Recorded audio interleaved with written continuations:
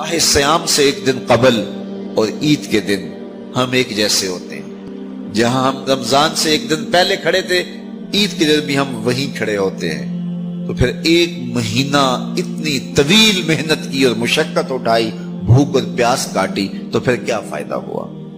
آپ ایک ڈاکٹر کے پاس جاتے ہیں اور اس سے دوائی لیتے ہیں اور مہینہ بعد اس کو استعمال کرتے ہیں، اور مہینے کے بعد آپ ٹیسٹ کرواتے ہیں تو جہاں تھی بیماری وہاں کی وہاں رہی. تو پھر دو باتیں ہیں، یا تو ڈاکٹر نے دوا ٹھیک نہیں دی، یا پھر آپ نے دوائی کے ساتھ پرہیز نہیں کیا اور جہاں تھے وہیں کے وہیں کھڑے رہ گئے. تو ڈاکٹر کے پاس دوبارہ جائیں گے تو وہ کہے گا جناب اس بیماری سے نجات تو ایک مہینے کے کورس سے ہو جاتا تھا، تو آپ کو آرام کیوں نہیں آیا؟ آپ نے پرہیز نہیں کیا. تو آپ اس کو کہیں کہ جناب ہم دوبارہ مجھے ایک کورس اور کروا دیں، لیکن پرہیز میں نے پھر بھی نہیں کرنا. تو ڈاکٹر کہے گا کہ نہیں جناب چھٹی کرو. اگر دوائی لینی ہے تو اس کے ساتھ جو احتیاطی تدابیر میں بتاؤں گا ان کو اختیار کرنا ہوگا.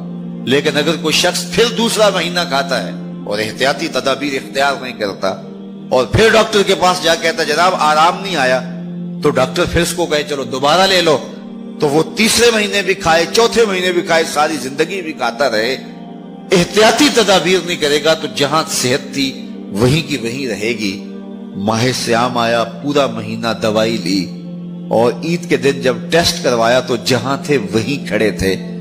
یا تو پھر دوائی ٹھیک نہیں ہے، میرے رب کی دوائی کس طرح ٹھیک نہیں ہو سکتی؟ جب اس نے کہا ہے لعلکم تتقون، تم روزے رکھو میں ضمانت دیتا ہوں تمہیں تقوی ملے گا، تو پھر تقوی نہیں ملا ہے تو پھر ہم نے روزے کی احتیاطی تدابیر کو اختیار نہیں کیا ہے اور اتنی طویل مسافت کاٹی ہے، مشقت کاٹی ہے، بھوک کاٹی ہے، پیاس کاٹی ہے. لیکن اگلے سال ہم پھر آئے، ہم پھر اسی طرح وہ مشقت کاٹنے لگے اور احتیاطی تدابیر ہم نے پھر اختیار نہیں کی. تو صاحبو یہ ماہ سیام زندگی میں ایک بار پھر آیا ہے، اس کو احتیاطی تدابیر کے ساتھ گزارو. من لم یدع قول الزور والعمل به فلیس للہ حاجۃ فی یدع طعامہ وشرابہ.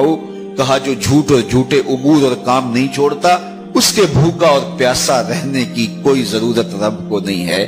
وہ روزے کے ذریعے سے تمہاری تہذیب نفس کرنا چاہتا ہے، تمہارے من کو سنوارنا چاہتا ہے، تمہارے اندر کی غلاظتیں دور کرنا چاہتا ہے، لیکن تم اس کو احتیاطی تدابیر کے ساتھ لینے کے لیے آمادہ نہیں ہو. تو کاٹتے رہو، ہر سال مشقت کاٹتے رہو.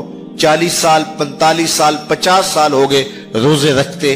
ہر سال یہ ہوتا ہے کہ 29 شعبان کو جہاں کھڑے ہوتے ہیں 1 شوال کو بھی وہی کھڑے ہوتے ہیں. تو پھر کیا فائدہ اتنی مشقت اٹھانے کا؟